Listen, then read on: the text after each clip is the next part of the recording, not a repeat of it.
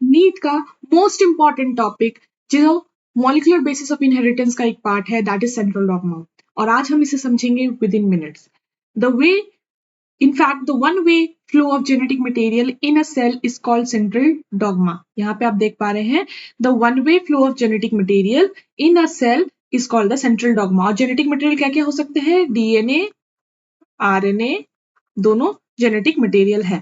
तो कैसे यहाँ पे फ्लो हो रहा है? तो DNA यहाँ पे जो है ये mRNA में बनेगा। DNA कहाँ प्रेजेंट होता है? तो न्यूक्लियस में प्रेजेंट होता है, न्यूक्लियस के क्रोमोसोम में प्रेजेंट होता है। और यहाँ पे दिख रहा है कि डीएनए जो है ये mRNA बनाएगा और mRNA फिर प्रोटीन बनाता है with the help of tRNA, that is amino और एमिनो एसिड्स के थ्रू।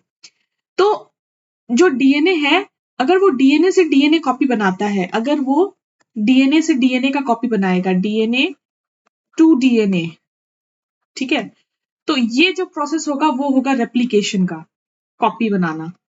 ठीक है, इसके प्रीवियस लिंक ऑलरेडी गिवन है डिस्क्रिप्शन में, आप वहां जाके डिस्क्राइब वीडियोस को देख सकते हैं। वहीं पे अगर बात करें कि अब डीएनए तो बन गया, कॉपी बन गया, अब डीएनए से एमआरएनए बनाना है, एमआरएनए, तो इस प्रोसेस को बोलते हैं ट्रांसक्रिप्शन।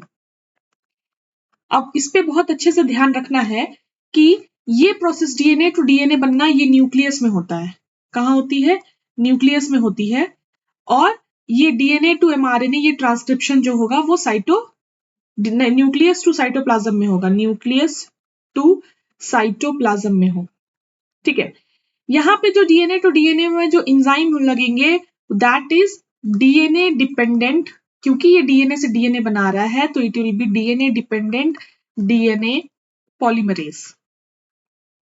ठीक है, लेकिन अगर यहाँ पे ट्रांसक्रिप्शन में देखेंगे तो कौन सा एंजाइम लगेगा?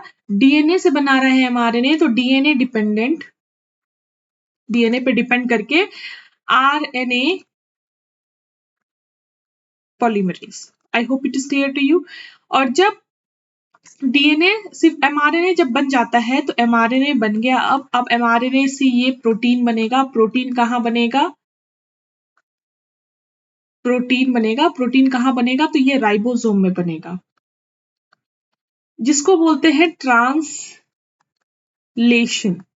ठीक है, ट्रांसलेशन। और ये प्रोसेस भी कहाँ पे होगा? तो ये साइटोप्लाज्म में ही होगा, साइटोप्लाज्म में होगा। और इस एमआरएनए को बनाने में जो मदद करेंगे वो टीआरएनए आएंगे और अमीनो एसिड्स आएंगे। ठीक है, I hope I am clear till here. So now let's go back to the previous slide कि डीएनए यहाँ पे रेप्लिकेशन किया, न्यूक्लियस में बना, डीएनए से एमआरएनए बना, ये रेप्लिकेशन, इसको बोलेंगे रेप्लिकेशन।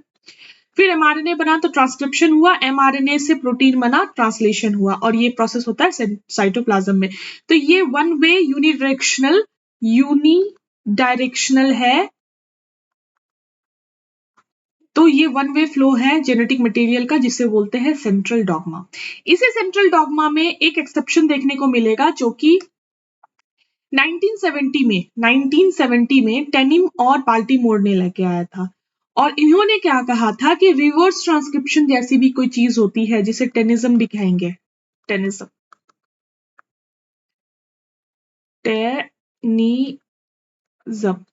ठीक है, तो टेनिज्म भी कहेंगे। तो इसमें क्या कहा गया था कि वायरस जो है ना, वायरस के पास क्या प्रेजेंट होता है? आरएनए, डीएनए मटेरियल नहीं होता, जेनेटिक मटेरियल। तो पहले ये वायरस जो है ये आरएनए को डीएनए बनाएगा, डीएनए बना के फिर वो एमआरएनए बनाएगा एंड देन द प्रोटीन, और तब जाके वो सारे आगे के अटैक या होस्ट के बॉडी में वो काम की डैमेज करना, ये सब काम करेगा। अनटिल एंड अनलेस ये आरएनए से डीएनए नहीं बनाएगा, ये अपने कॉपीज नहीं बना सकता। तो आरएनए से जब डीएनए बनता है तो इसको बोलेंगे रिवर्स ट्रांसक्रिप्शन। क्या बोलेंगे? Reverse transcription. और यहाँ पे रिवर्स ट्रांसक्रिप्टेज भी कह सकते हैं इसको, ट्रांसक्रिप्टेज। ठीक है, रिवर्स में, ये ध्यान रखना है। तो पहले आरएनए से डीएनए बनेगा, फिर डीएनए से एमआरएनए बनेगा, और एमआरएनए से प्रोटीन, फिर वो नॉर्मली ट्रांसक्रिप्शन और ट्रांसलेशन होगा। जब वायरस जो है उसके पास आरएनए है, तो आरएनए जो यहाँ पे डीएनए बना रहा है, तो किस पे डिपेंड करके बना रहा है? वो बना रहा है आरएनए पे डिपेंड करके डीएनए। तो एंजाइम जो यूज होगा that will be RNA dependent DNA polymerase. और ये एक एक्सेप्शन है इस सेंट्रल डॉगमा थ्योरी की, जो नीट में बहुत ज्यादा पूछा जाता है, and I hope it is clear to you now. So thank you so much for watching Kinker Bioflick, and hope you like the video. Like, share and subscribe.